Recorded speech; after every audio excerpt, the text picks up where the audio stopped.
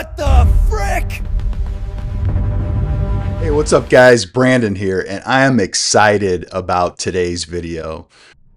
The reason being is that we're in the golden age of subwoofers, and today we're doing a massive technical head-to-head between the HSU VTF-TN1 and the new SVS PB-5000 R Evolution. Now, I'm not just reading a spec sheet. If you've seen my room tour, you'll know that I'm running dual HSU VTF-TN1s alongside my Arendelle 1723s. I know exactly what these can do.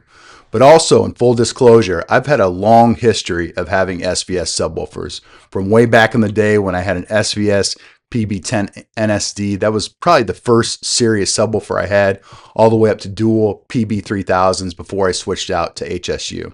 So the main point of this video is the SVS PB-5000, the new disruptor with that 5,000 watt peak claim.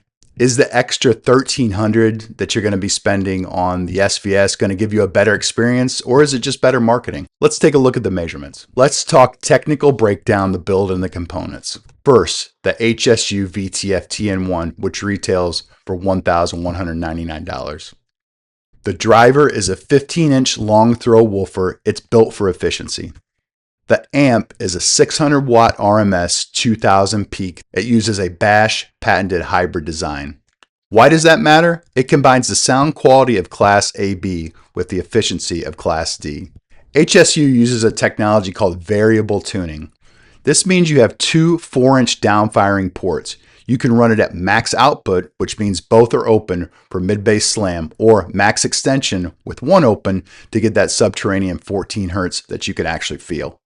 The cabinet, it's a tall boy design, as you can see in the pictures from my home theater. It's 30 inches high, 18.5 inches wide, and it's 85 pounds, beefy but manageable. And I can tell you as a side note, this is refreshing with this subwoofer. I've had subwoofers in the past where I've struggled to carry them upstairs, whereas 85 pounds, it's still heavy, but it's manageable. Let's take a look at the SVS PB-5000 R Evolution, which retails for $2,499. The driver is a completely new 15-inch high excursion driver. We're talking a 38.4 pound toroidal ferrite magnet motor. We're talking some beef. The driver alone weighs 38.4 pounds. The amp is what's special. It's a monster. It's rated at 2,000 watts RMS and 5,000 watts peak. It has an STA 2000D dual monoblock. It literally has two separate power stages to feed that large driver. The brain of this is a 295 megahertz analog devices DSP.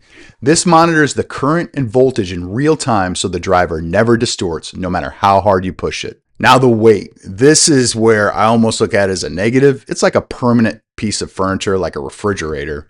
It's 154 pounds. You're not moving this without a dollar. And if you're bringing it upstairs, you're probably going to need two people. Let's break down the data between these two subwoofers. We're looking at CEA 2010 and the measurements. Let's talk extension with these two subwoofers. The HSU hits 14 Hz in extension mode. The SVS claims 13 Hz.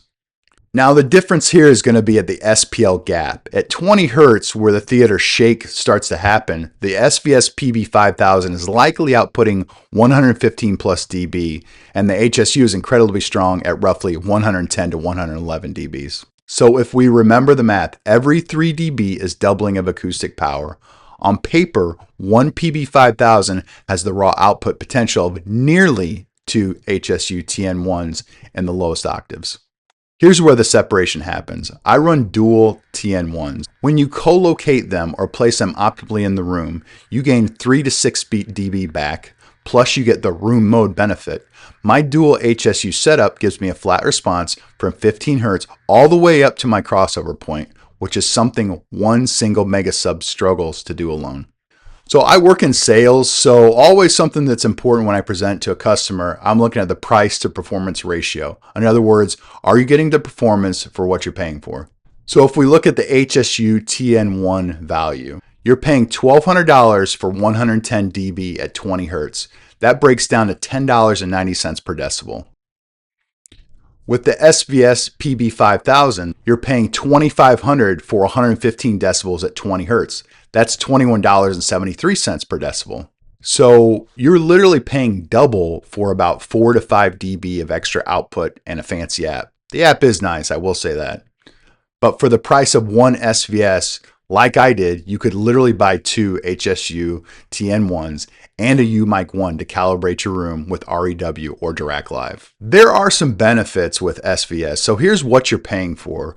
You're paying for the SVS app, which I'll admit is the best in the business. You're also paying for that 5-year unconditional warranty and also brand prestige. And I will say the customer support with SVS is fabulous. Whenever I call, they pick up the phone right away and they're more than happy to help. So what's the verdict? Both subs are fabulous, both the HSU VTF-TN1 and the SVS PB-5000.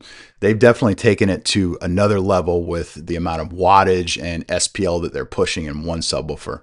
So you should buy the VTF-TN1 if you want a giant killer. If you want 2 subs, which you should, for the price of one flagship, HSU is the king of value. I've lived with them for almost a year now, and they handle everything from Interstellar to Dune with ease. On the flip side, if you have a massive open concept room and you only have space for one endgame sub, or if you love the convenience of adjusting your EQ from your phone while you're sitting in your theater seat, the SVS PB-5000 could be the choice for you.